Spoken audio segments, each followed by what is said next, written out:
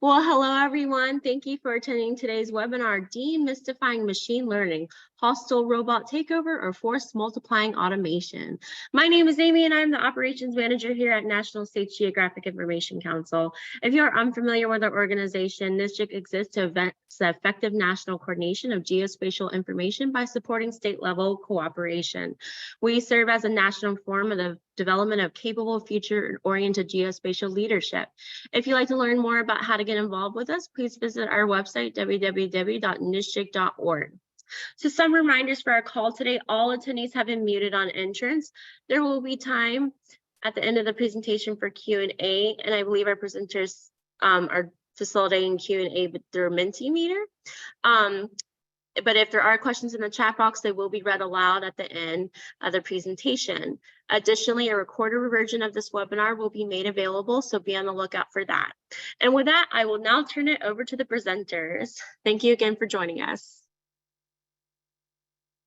All right, thank you, Amy. Want to double check you can hear me? Okay. Yes, you are good to go. Thank you. So season's greetings to everyone, and thank you for taking time out of your day to join us as we look down the barrel of taking time off for the holidays.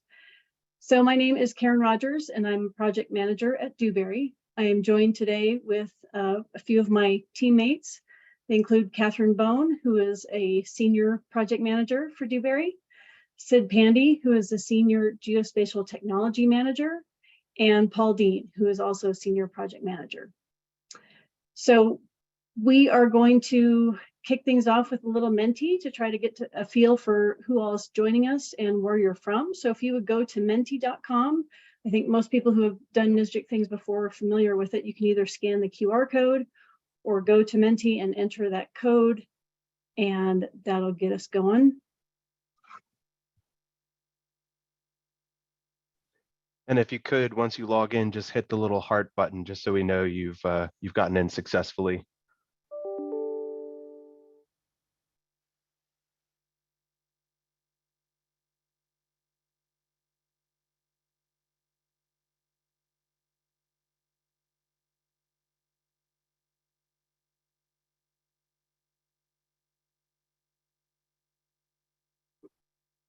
So I think the first thing we're curious to hear from you is where you're joining us from.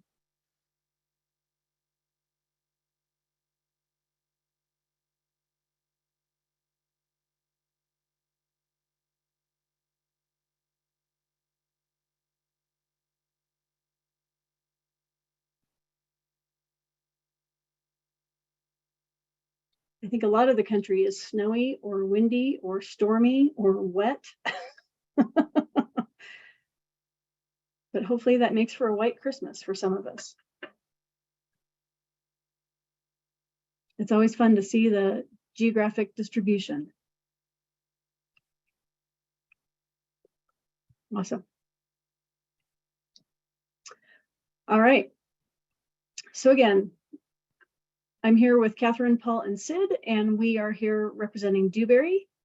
And so our goal today is to help you better understand who we are at Dewberry and what we do. With a legacy of more than 60 years of excellence, we are a nationwide firm of planning, design, and construction professionals. We create responsible and innovative solutions for those who own, operate, and maintain natural and built environments. We value lasting relationships, achieving our clients' visions, and celebrating in their success. Next slide, please.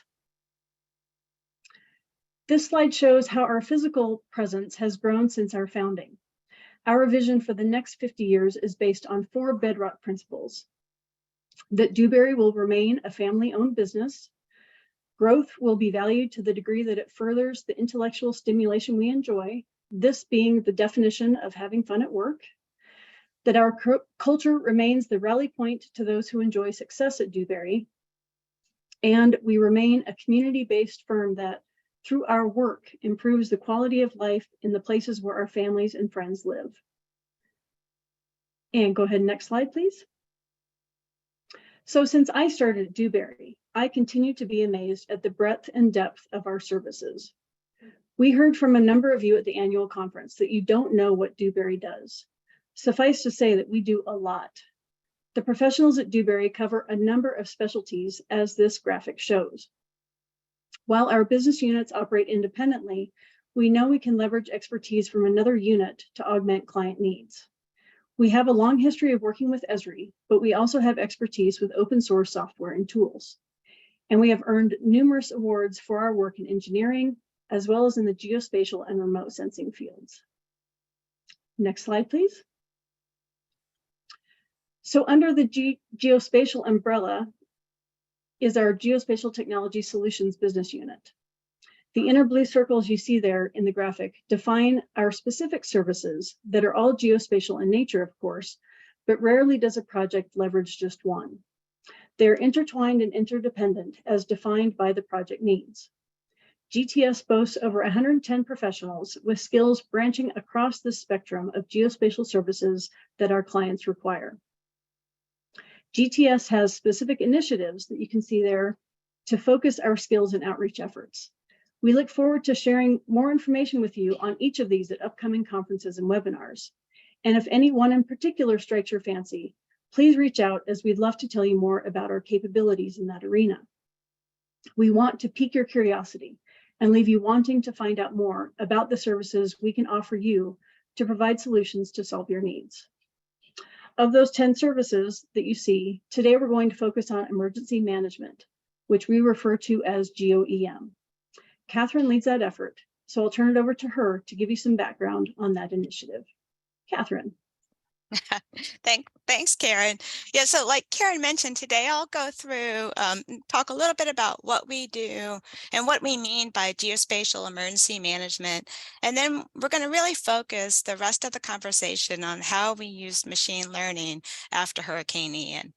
So at Dewberry, we integrate geospatial technologies into all of our emergency management projects, with the goal of getting emergency managers that data and information faster so that they can accelerate their data-driven decision making. Me personally, I love working on these projects because it's amazing to see the data and information that we provide help communities recover faster and ultimately become more resilient. So in the geospatial emergency management arena, we focus on 6 different interconnected capabilities. First, I want to talk about damage assessments. So we've done over 14 million geospatial damage assessments. Today we're going to talk about machine learning, but we also do model damage assessment. So integrating things like flood inundation data or debris estimation. We do visual assessments, so looking at the post-event imagery. We also do field assessments. So right now, today, we have field teams in Louisiana assessing impacts to manufactured housing units as a result of the tornadoes in Louisiana. So they're using the Esri workforce application to be assigned, so where those inspectors are going, and then using Survey 123 to collect the information about those manufactured housing units. In real time, decisions are being made on what they're going to do and what that damage level is. I think a lot of us understand that in the emergency management arena, there's so much data that's generated as a result of these incidents.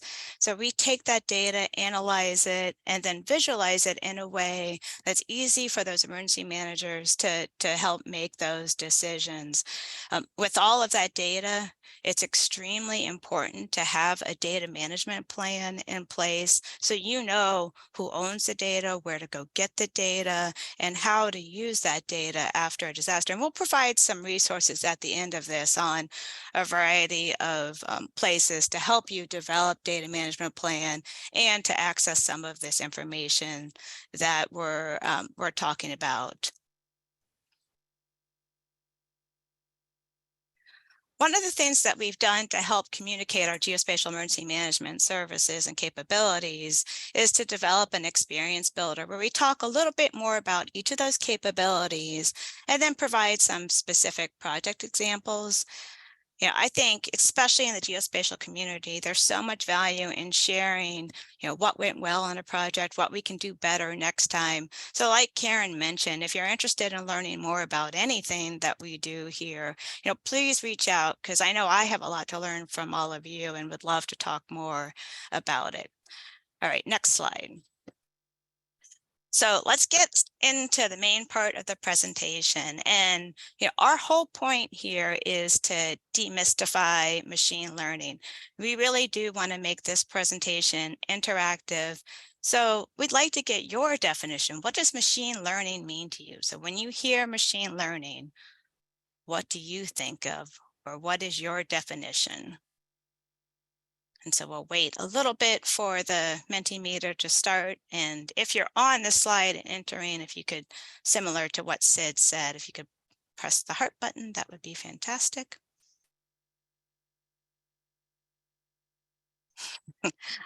I like that computer automation of our work. That's a really, really good one. Automated feature detection is definitely one thing and one way to use machine learning. A lot of the word algorithms, intelligent processes, patterns. Paul and Sid are going to talk about all of these things. Yeah, these are all great definitions.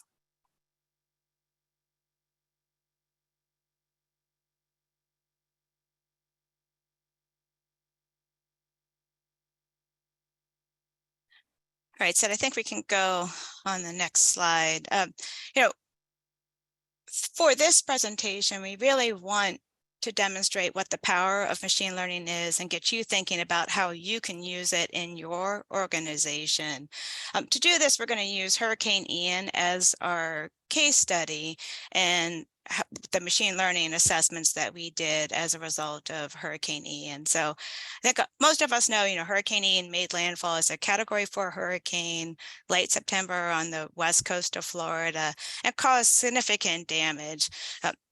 For this event, it was unbelievable the amount of data that was available. We talked about the flood inundation models, both the surge and the inland models.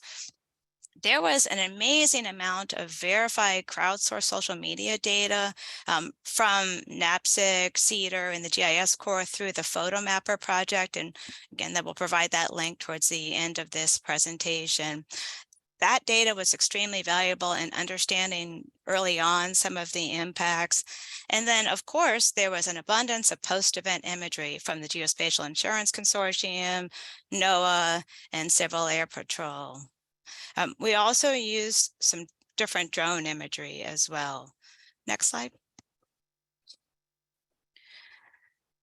So during these events, we work with FEMA to provide geospatial damage assessment. It's our goal to provide these assessments in 72 hours of impact. That means that we have to have certain baseline data sets to include the outline of structures. We use a data set provided by FEMA called the USA structures, and we'll talk a little bit more about that data set and happy to answer some questions about that as we go through this presentation. And we'll provide a link as to where to download that data. We need the ability to integrate a variety of data sets, those social media reports that I talked about, the drone imagery, the post-event imagery, all of the modeled information. We need high quality post-event imagery clearly depicting building damage. All of this traditionally is done through a customized online application where trained analysts go in and visually assess each structure for damage categories. And recently, we've been supplementing that with machine learning. So we want to give you the opportunity to show you what it's like to do damage assessments. You're going to see 10 images of different properties with different levels of damages. And what we're going to do over the next couple slides is give you an example of what the damage classifications are and what to look for. And then we're going to open it up and give you a challenge. When you do the damage assessments, there's really 4 major categories: affected, minor, major, and destroyed. And of course, if you see no damage, That category is no visible damage. So for the affected structure, that's really cosmetic damage. So on the image on the screen, you're seeing some roof tile damage and some debris scattered around. If you see that, it's affected. This is minor damage. So less than 1/3 of the roof is minorly damaged. So you can see a hole in the roof, you can see some debris scattered around. And so you can start to see how I'm not just looking at the roof of the structure, I'm also incorporating context clues around the structure to indicate that level of damage classification. Next slide. This one is major. So more than 2/3 of the roof is gone. And look at how much debris is scattered across this particular property. So the classification again for this one is major. Next slide. And this one is destroyed. So destroyed means that the structure is uninhabitable. And in this case, there are no standing walls, the roof is gone. Basically, the contents and structure of the house is strewn about this particular image. The reason we want to focus a lot on destroyed structures when we're doing these assessments, we want to make sure that not only the visual assessments are getting that accurate, but also the machine learning, is because payments can be expedited if we can clearly identify that a structure has been destroyed to get money faster to the disaster assistance survivors. So now I'm going to turn it over to Sid, who's going to host the Damage Assessment Challenge. Awesome. Thanks, Catherine. So you got a very quick lesson on our 4 damage classifications and what to look for. And again, that was a very quick lesson. So we're going to go through a very quick exercise just so you get a sense of what it's like to actually conduct these damage assessments. It looks like many of you have already jumped into the game. Don't mind the icon that you've been assigned. They're assigned randomly. But we're gonna go through the game really quickly, or this exercise really quickly, and test everyone's knowledge. All right, I think we've got a good number of folks in, but please continue to join. So basically the way this works is that you're going to be given an image here. Here's the first one. You should see it on your phone or your screen, and you'll have the chance to identify the damage category. The faster you make a selection, the more points you get. And we have a 30-second timer, but if everyone responds before the end, it will go ahead and identify the correct response. Yeah, and one thing I should mention is that again, it typically takes an analyst about 30 seconds to evaluate the damage category. Right. Okay. All right. So yeah, that was an affected structure. We're going to keep going. Here's question 2.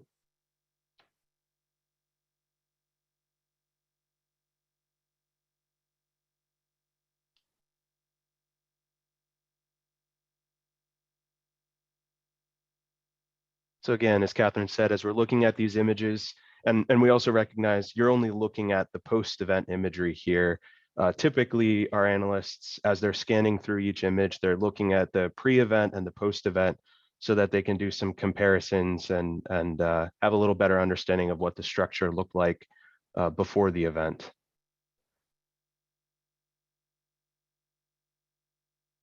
All right. Awesome. There we go. That's great. All right, next image.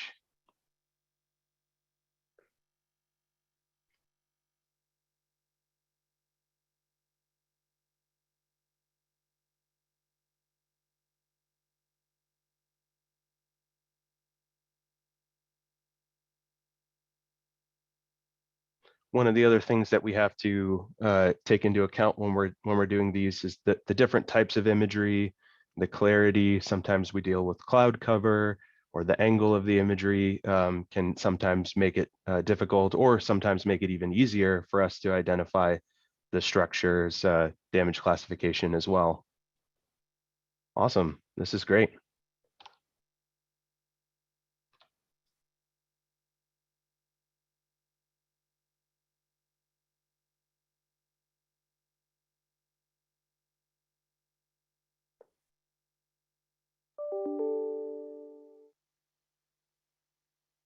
And as you can imagine, one of the other things that we take into account is, in different parts of the country, buildings can be constructed differently. There might be different types of construction materials to take into account, which might also affect the classification of damage.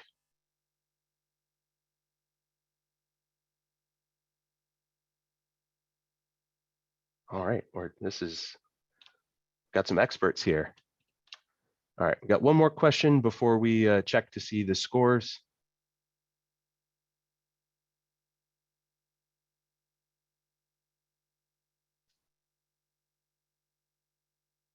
This one's a little difficult.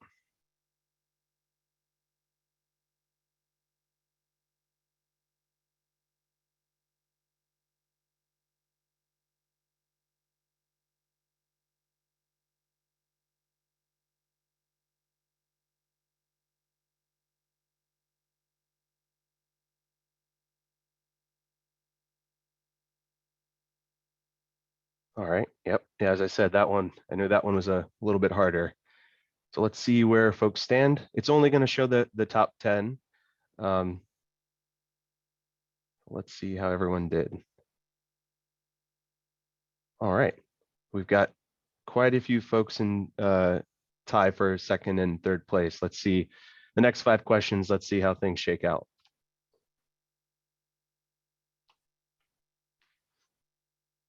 So as I was saying earlier with the differences in building stock, that's one of the things that we have to take into account when we're creating these models is that one model or one algorithm is not going to work for everyone, and so you have to take into account the differences in building type, geography, and a variety of other things as well.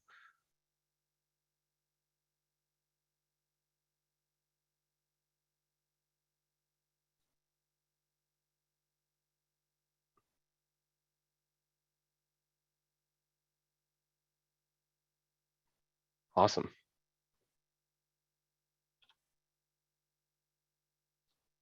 All right, we got 3 more.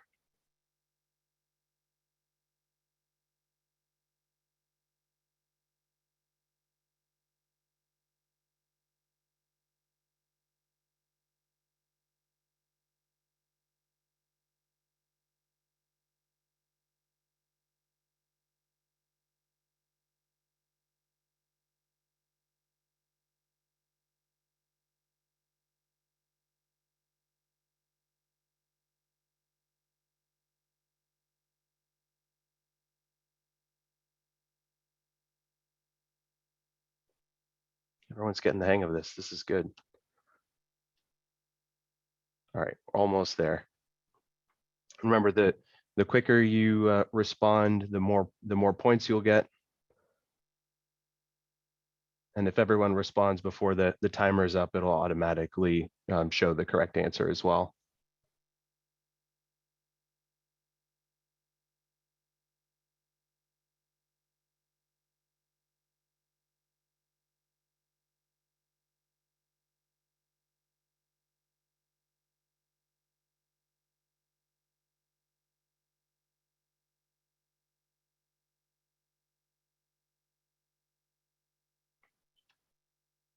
All right, down to the last 2.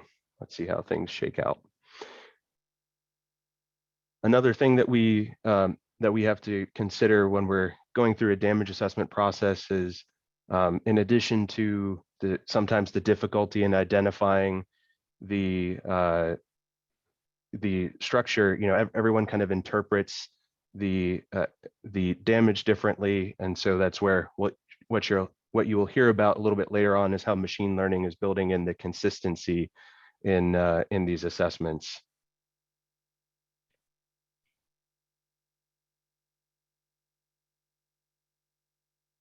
Oh yeah, that was a tough one. Okay, last question. Here's an example of one that we regularly see where the imagery is kind of blurry. There might be some cloud cover, so it can make it a little bit difficult sometimes.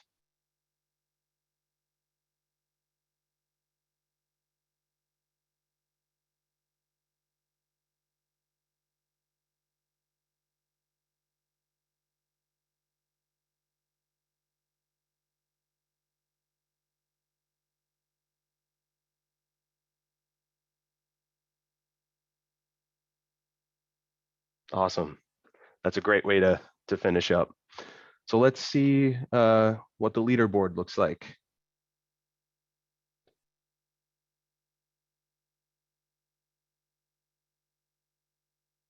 Oh, very nice. Congratulations, Venture. Well, thank you for indulging us with that game. We wanted everyone to just get a chance to experience what it's like to do those damage assessments manually, the traditional way. So we want to get your thoughts. What did you think of that process? Just share what you thought. Oh, makes me respect machine learning more. Nice. Fun and challenging. It's actually interesting that you say fun. I know we kind of treated it like a little bit of a game here, but actually one of the things that we take into account when we're going through this is, oh, there we go, sad to see people's homes, right? That it can be emotionally taxing for folks who are assessing potentially hundreds of these structures and kind of looking at it beyond just an impacted structure and the impact that has on that homeowner's life. So that is something that we also have to take into account. Yes, need before and after images to do this accurately. Can't imagine doing it all day long. Awesome. Well, thank you for sharing your thoughts. And now I'll pass it over to Paul to kind of sum it up for us. Thanks, Ed. Good afternoon or morning, depending on where you are. So we just walked through what we now kind of refer to as the traditional damage assessment process. We've done that or something similar for several years now, and it's afforded us the ability to provide extremely quick situational awareness that supported federal, state, local emergency management organizations. And it's significantly quicker than the even more traditional approach of actually going out there and looking at a building, driving around and taking stock, making assessments. But as we're going to kind of talk about, machine learning is, the next evolution, and it really is a force multiplier in kind of an extreme way. So next slide. Okay, so Sid hit on a couple of these points already, but we had some variability in the responses in our game. And that's true even of folks that have been through, a structured formal training and have weeks, if not months of experience. There's still that kind of variability from analyst to analyst. And there's even variability at the individual level where, context sometimes can cause bias. So if you're assessing a whole subdivision and almost every building is destroyed and you see one that you feel like might be on the edge, the bias is going to, indicate the more severe level.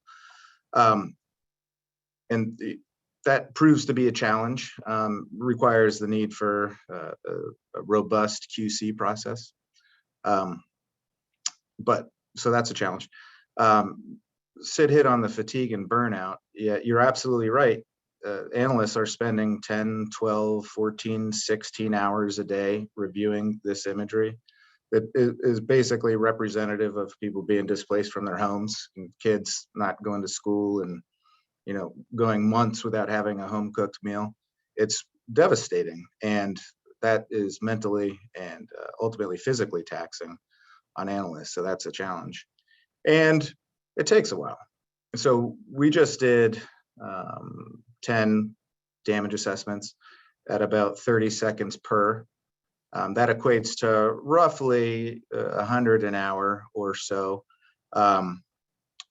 per analyst. And so if we need to assess 1,000 or 10,000 or 50,000 structures, in order to provide that kind of analysis in a way that's meaningful operationally, it takes a lot of analysts and a significant management structure and a lot of coordination.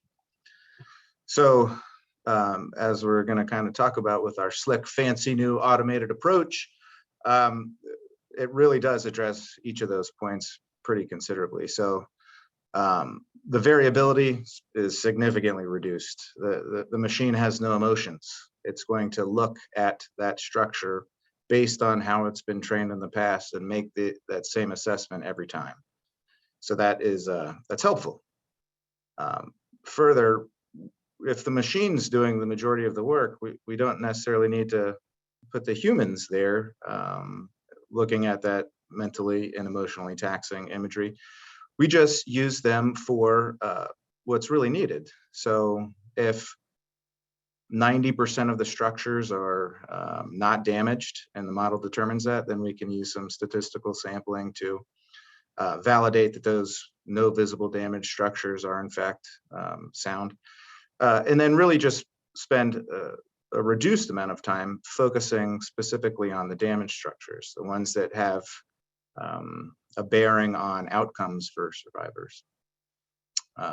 And finally, machines can do things a little bit quicker than humans sometimes. We've got some stats that we can review that are kind of eye-opening that we'll hit in a minute. But I guess to kind of define terms a little bit, the title of our presentation is machine learning.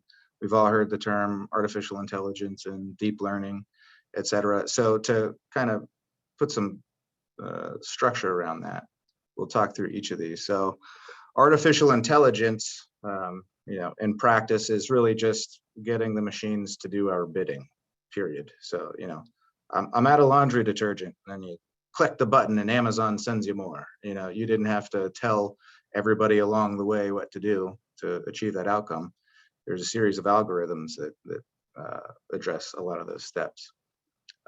And then as a subset of artificial intelligence, we have machine learning, which is similar, but we train our software, our programs to receive input and adapt future outputs. So to learn from the inputs. So a classic example of this is Spotify. If we're on a nice road trip and we're kicking back and listening to some of our favorite Rick Astley songs, if we hit 7 or 8 of those in a row, there's a fairly high likelihood that the next song we're going to hear is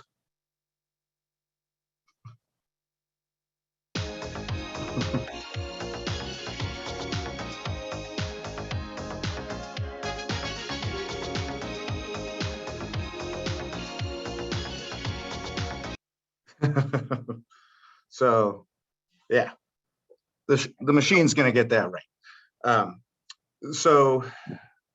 But what we're talking about today is that third subset, which is deep learning.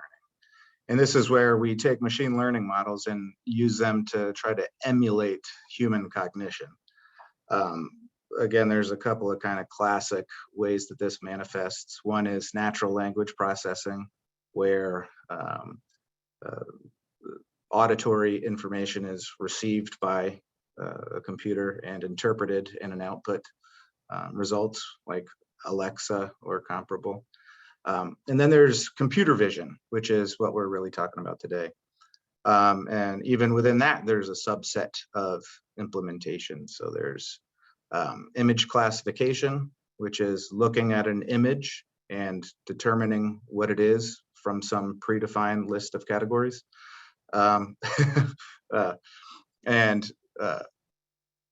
There's image segmentation, which is using the model to not classify predefined images, but to find the information we're looking for within an image. So that's things like object detection, which we're working on as well. So we can move on to the next slide. Yeah, so we've used computer vision to classify all of these structures into different damage levels or severity of damage. And we're able to do that across a large sample of imagery. And we're able to iterate on it now that we're able to use a machine, since we're moving significantly more quickly. And we end up with a large data set of structures and an associated damage level. And that is operationally useful for emergency managers in understanding, clusters of damaged or destroyed homes, or prioritizing dispatch of, ground-based or more detailed damage assessments. But there's even other derivative products that we found to be useful using this, our model. So what we see on the screen here is a dashboard that ingests the outputs of our machine learning model. So it takes in all of those damaged structures and then applies a series of parameters to model out or forecast the volumes of debris based on various geographic aggregations. So here we're looking at county. But each of these parameters can be tweaked based on the subject matter expertise or knowledge of current conditions in the area. And so what we're looking at here was actually used during Hurricane Ian to support the preliminary damage assessment process. So weighing in on the determination of whether this event should have been a presidentially declared disaster. So that was pretty exciting for us. But all that said, moving on to the next slide, it really did remarkable work for us this time. So for Hurricane Ian, with all the different imagery sets we analyzed, we did 4.1 million assessments with our model. And so if we were to attempt to do that with an analyst by doing the simple math, 4.1 million assessments would equate to about 123 million seconds or 2 million minutes or 34,000 hours or 16 years. So we were cranking that out in effectively an hour, give or take, another hour for some setup. It's remarkable. It's sort of jaw-dropping. And so not only were we able to leverage that here, we were able to QC our results and feed them back in, so our model is going to be that much better next time. But our model is not perfect. Our model is trained to do a very specific thing, and that is assess wind caused damage to the roofs of structures. And that is not necessarily all that happens in different disaster events. Our model is not capable of assessing flood events, for example, because if we look at this image, those are some beautiful looking roofs on homes that may or may not have had 8 feet of flooding in them. And so our model is not a panacea. It's not going to solve all of our rapid damage assessment problems, but it can do a lot. And machine learning in general can do a lot. We can train this model to detect other kinds of information that may be useful, whether that's isolating debris piles or identifying particular sections of roadway that may be damaged. There's a lot of use cases, but it's not as simple as just saying, all right, spin up the machines. Our model performs as well as it does because it's received training data, hundreds of thousands of sample images of damaged structures. So it's got a lot of input. And so if we wanted to pivot and use this for some other similar but different use case like this, for example, we would need a significant volume of training images that are probably a little bigger than a building footprint, so that it could incorporate the contextual information of the flooding surrounding the building. But even there, there's the limitation of imagery. We see that there's flooding, but we have no idea how deep it is, and in turn, how severe the damage is to any of these structures. I think there's tremendous possibilities for the use of machine learning in other emergency management situations, but also in just general geospatial analyses and other workflows. So I don't know, Catherine, anything you want to tag on to that before we move on?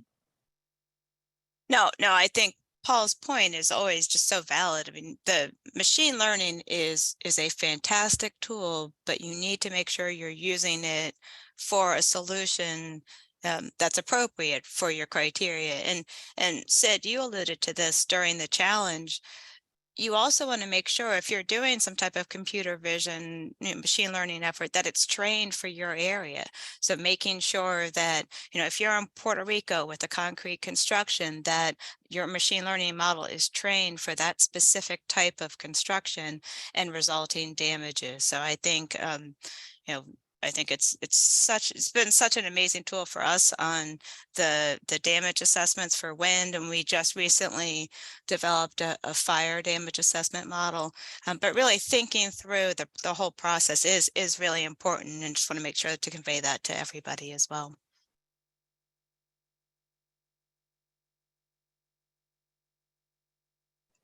Thanks. Back to you, Sid. Awesome. Well, some of you are already have already responded. I'm sure some of you are probably still typing your response, but we'd just like to hear a little bit more about some ways you would like to, or if you already are using machine learning, to just kind of share those with the group here.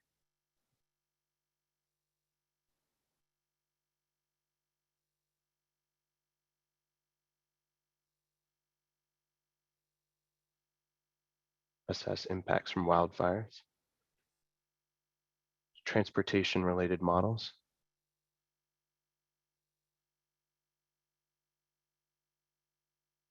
Land use changes, that's a big one.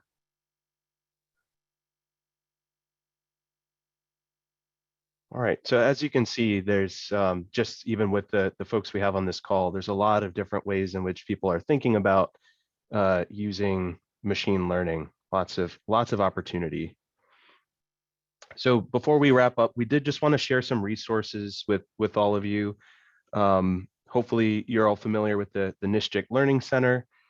There's also the FEMA Geospatial Resource Center. It's a hub site that has a lot of great content in there, especially after major disasters. They put out a lot of publicly available data that you can access, as well as some situational awareness viewers.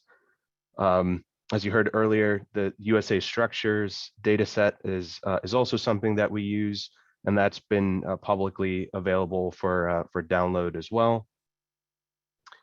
The National Alliance for Public Safety GIS Foundation, or NABSIG, also has a geospatial game plan document. So if you're thinking about how to implement a geospatial strategy, or thinking about your kind of geospatial data structures and things like that, they have some great resources that can help you out there.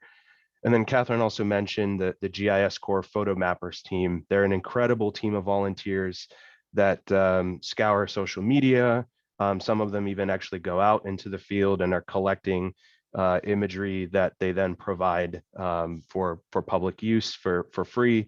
And it's been a really helpful tool for understanding impacts to various types of disasters. So it's another resource that you can make use of as well. And we'll provide all of these after the presentation as well.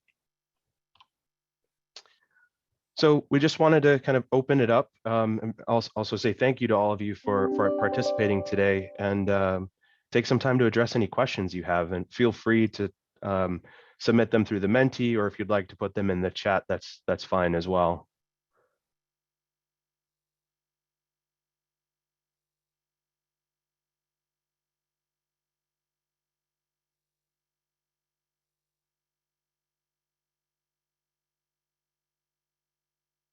And I guess while we're waiting, Catherine, Paul, was there anything else you wanted to say or share with the group? Yeah, I'll put our emails in the chat, and feel free to reach out to any of us if you have questions or want to learn more about this. We've definitely got a lot of insight on lessons learned and improvements around machine learning, and then obviously around the geospatial emergency management side of things. And then going back to Karen's introduction, at Dewberry, I think doing a lot of different geospatial geospatial projects. So please reach out to us if you have any questions. And I guess I'll just address the first question since I'm talking. Does it reduce the number of analysts you need, or does it enable them to do more QA, QC? Exactly a great question. So it does enable them to do more quality reviews of the data. So we really focus our reviews on those categories where FEMA is making decisions on that information. Paul's stat of 16 years by one analyst to do the 4.1 million is amazing. But another stat is $78 million of disaster survivor assistance was expedited as a result of the machine learning and geospatial damage assessments. To me, that's incredible. So it gives us, the machine learning gives us time to do more quality reviews, as well as to develop and take that data and put it into more analytical sides, like the debris dashboard that Paul was showing and other tools like that.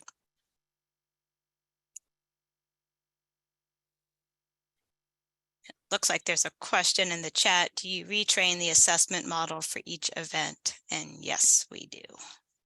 We're currently working on retraining it with the massive amount of Hurricane Ian training data that we have.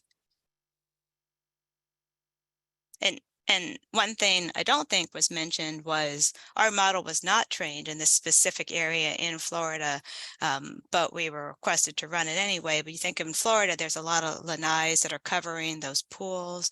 So now after we retrain it, we'll have that feature in our model and be able to represent that even that much better.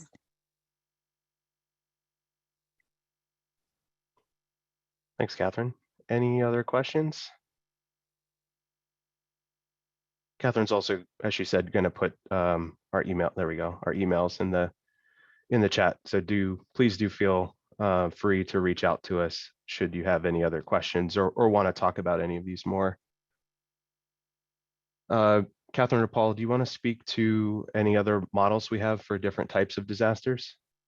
Yeah, we currently, so the model we were primarily focused on today was a wind model. So it could be run in tornadoes or hurricanes, so showing wind impacts, using the post-event imagery, looking down, so the ortho imagery. We also have finalized a wildfire model. And currently we're working on other types of detection models to help provide that sort of more situational awareness. And so Paul alluded to that with, looking at things like debris piles, tree stumps, tarps. Not all tarps are blue. Some tarps, they use billboards as tarps. So detecting tarps and pools that have some debris in it. Thanks, Catherine. We have another question here. Paul, I don't know if you can take this one. Do you train people to consider how machine learning will contain inherent biases and how techniques might be abused to harm marginalized people? Yeah, absolutely. We do our best to not treat the model as a kind of like a black box where you just throw some imagery at it and then boom, here's your damage assessments. There's always some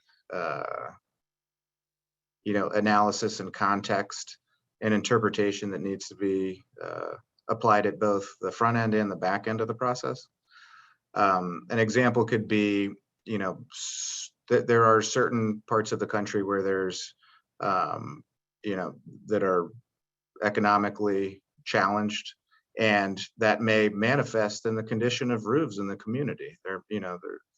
Nobody has funding available to replace a roof every 10 years or what have you. And so we need to take that into account when we're providing our outputs. So now we're really looking at imagery, so we're kind of limited in how we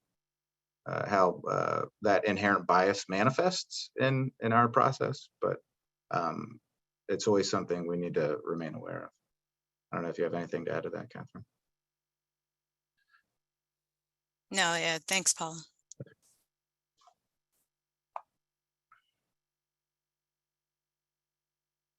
All right. Well, unless there are any other questions, I will just take this time to say thank you to all of you for taking some time out of your day to listen to our presentation. Hopefully, we've helped demystify what machine learning is and how it works, and hopefully what you can do with it, and also some resources that will hopefully help you along the way. So I guess on behalf of Karen, Catherine, Paul, and I, again, we'd just like to say thank you to all of you. And again, if you'd like to reach out to any of us to talk more or ask any other questions, please feel free to reach out anytime. Thank you to all of you for this wonderful and interactive presentation. And thank you to the audience for participating. And would you guys like to say any last words? Just wish everyone a Merry Christmas, Happy New Year, Happy Hanukkah, Happy Festivus, Happy Winter Solstice, whatever you celebrate, have a good time and be safe. Well said, Karen. Yes, everyone have a wonderful holiday season, and we'll give you some time back. Thank you guys again so much for participating today, and thank you again for the presenters. It was a wonderful and interactive presentation. Y'all have a great afternoon. Thanks, Amy, you too.